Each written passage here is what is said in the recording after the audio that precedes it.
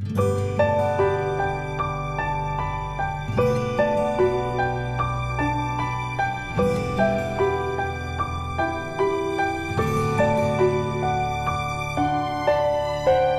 विद्यार्थी मित्रों, आज हम कक्षा 7 में दूसरा पाठ देखेंगे।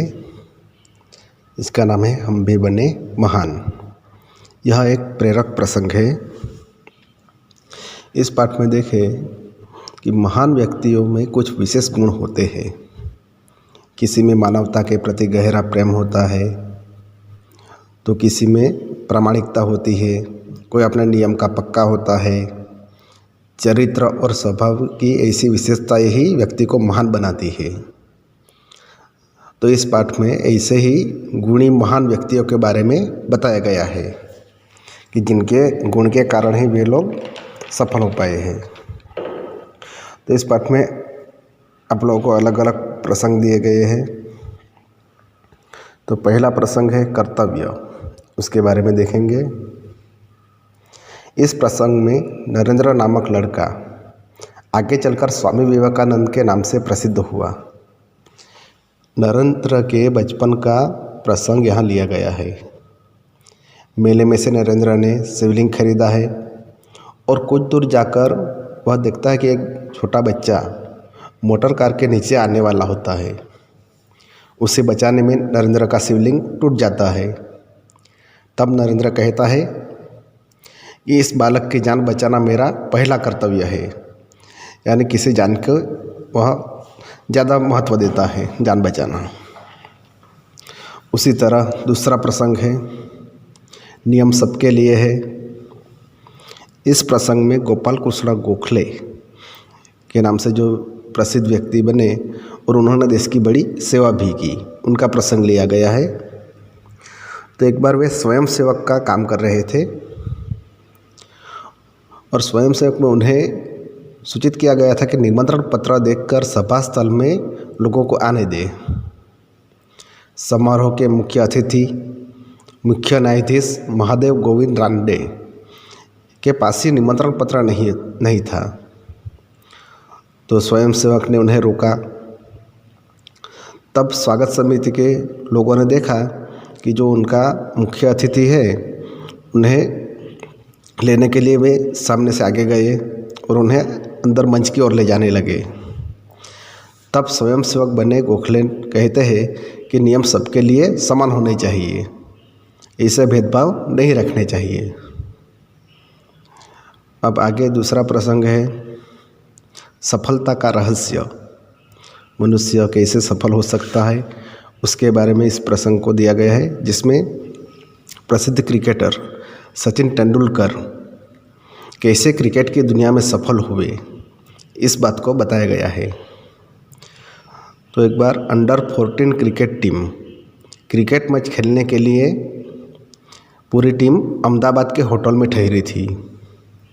सुबह अल्पाहार के समय कप्तान नहीं दिखाई देने पर उसे ढूंढने पूरी टीम लग जाती है। तब उस कमरे की गैलरी में उसे अभ्यास करता हुआ पाया जाता है। वह कप्तान होकर भी सारी रात अभ्यास करता रहा। इसके बाद उन्होंने कई विश्व रिकॉर्ड भी बनाए, क्रिकेट जगत में अद्वितीय सफलता प्राप्त की। किसी ने उनकी सफलता का रहस्य पूछा तो उत्तर दिया कि मैं हर मैच 3 बार खेलता हूँ।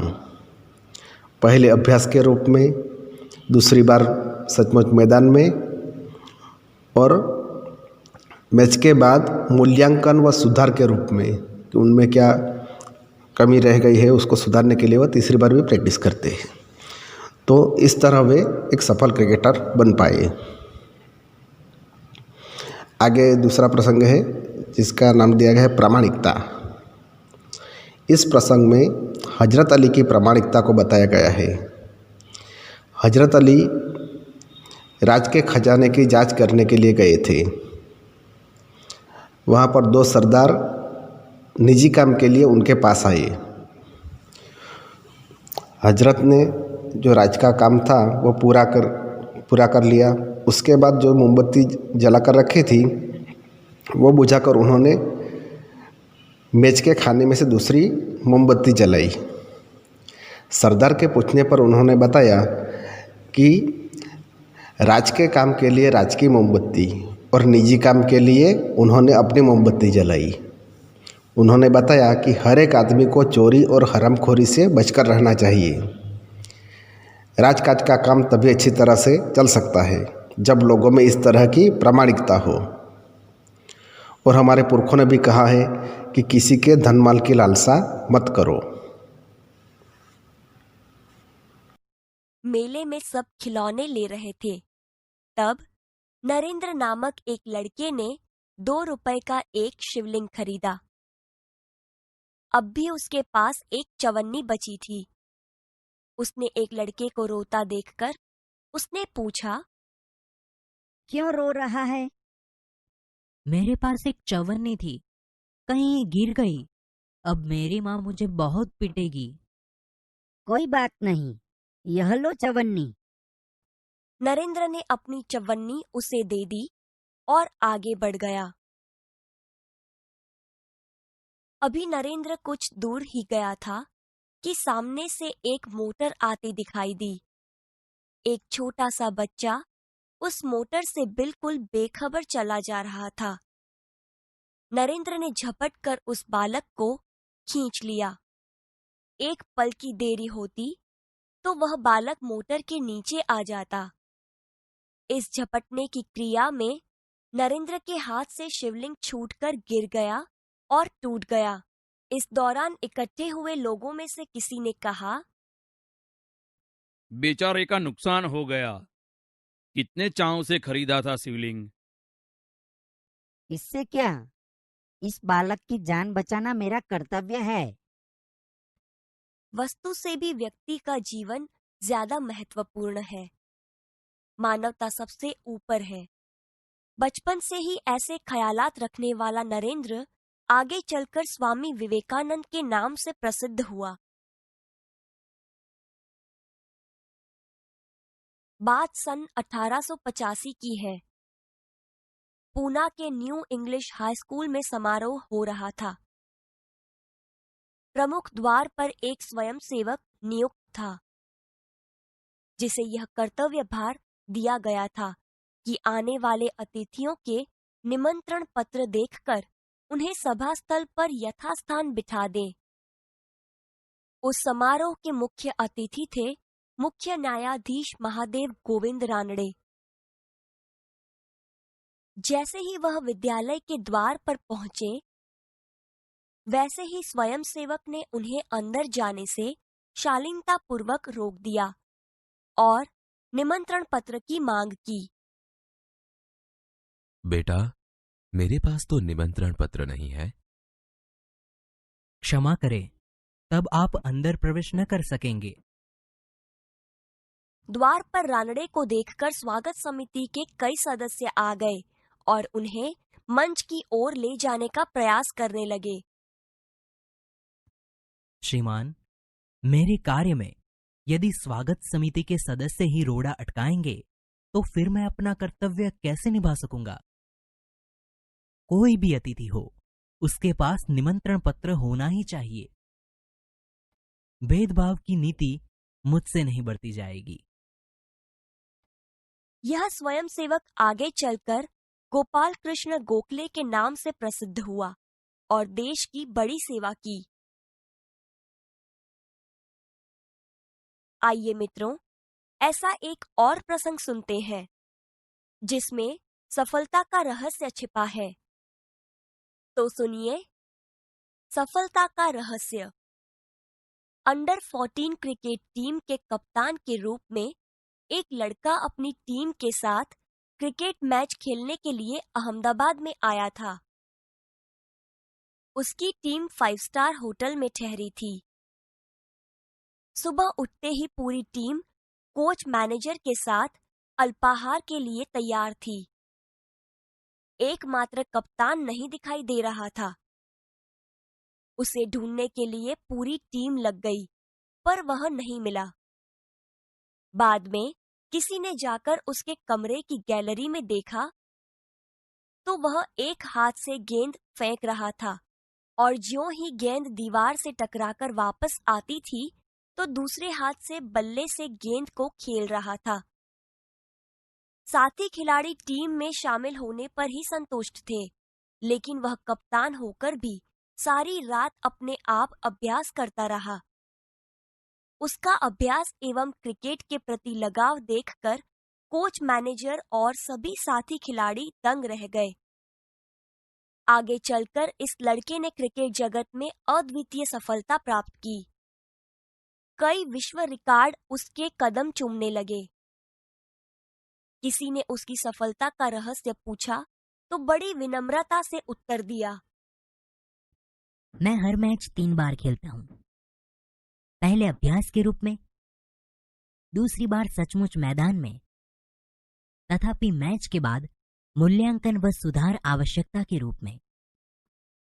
यह लड़का कोई और नहीं, क्रिकेट की दुनिया में सफलता के नित नए कीर्तिमान स्थापित करने वाला हमारा सचिन रमेश तेंदुलकर है।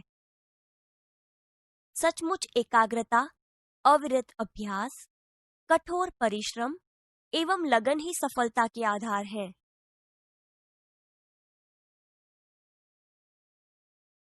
एक दिन हजरत अली राज के खजाने की जांच करने गए। काम करते करते अंधेरा हो गया। मोमबत्ती जलाई गई। थोड़ी देर बाद 2 सरदार अपने निजी काम के लिए उनके पास आए। हजरत अली ने उन्हें बैठने के लिए कहा। हिसाब की जांच पड़ताल पूरी हुई। हजरत ने मोमबत्ती बुझा दी और मेज के खाने में से दूसरी मोमबत्ती निकालकर जला ली। सरदारों को यह देखकर बड़ा आश्चर्य हुआ। हजरत अली ने एक मोमबत्ती बुझाकर दूसरी क्यों जलाई, यह सरदार न समझ सके। एक सरदार ने बड़ी नम्रता से हजरत अली से पूछा, आपने एक मोमबत्ती बुझाकर दूसरी क्यों जलाई? भाई, अब तक मैं राजकाज का काम करता था, इसलिए राज की मोमबत्ती जला रखी थी। अब निजी काम शुरू हुआ है, इसलिए मैंने अपनी मोमबत्ती जला ली, नहीं तो मैं चोर या हरामखोर कहलाता। हर एक आदमी को चोरी और हरामखोरी से बचकर चलना चाहिए, चाहे वह अमीर हो या फकीर। देखने में तो यह बात बहुत छोटी सी लगती है, पर बड़े महत्व की है। अब हम आजाद हो गए हैं। राजकाज का काम तभी अच्छी तरह से चल सकता है जब लोगों में इस तरह की प्रामाणिकता हो। हमारे पुरखों ने कहा है, मां गृदः कस्य स्वीद धनम, किसी के धन माल की लालसा मत करो, यह मनुष्य के लिए सबसे बड़ी सीख है। मित्रों, हमने पहली इकाई में विशेषण के कुछ प्रकार की समझ प्राप्त की थी। विशेषण के अन्य प्रकार भी है। आइए उसके बारे में भी जानकारी प्राप्त करें। अब इन वाक्यों को पढ़िए। भाषा सज्जता। निम्नलिखित वाक्यों को पढ़िए। 1. राधा ने 2 लीटर तेल मंगवाया है। 2. किशन ने 50 ग्राम इलायची खरीदी। 3. राहुल थोड़ी चीनी लेकर आया। 4. पिताजी बाजार से कुछ सब्जियां लाए। समझूती। यहां पर आपने देखा कि जिन शब्दों को रेखांकित किया गया है वे शब्द नाप तोल का बोध कराते हैं, जैसे कि 2 लीटर, 50 ग्राम, थोड़ी, कुछ। जो शब्द किसी वस्तु के नाप तोल को दर्शाते हैं उसे परिमाणवाचक विशेषण कहते हैं। इन वाक्यों को पढ़िए। निम्नलिखित वाक्यों को पढ़िए। 1. मेरा काम पूरा हो गया। 2. वह आदमी जा रहा है। 3. यह घोड़ा है। 4. मुझे कोई किताब दे दीजिए। 5. ये लोग कौन थे? समझूती। यहां हम देख सकते हैं कि जो रेखांकित शब्द है वे सर्वनाम है। यहां पर ये शब्द संज्ञा की विशेषता बताते हैं। जब सर्वनाम किसी संज्ञा की विशेषता बताता है तब उसे सार्वनामिक विशेषण कहते हैं।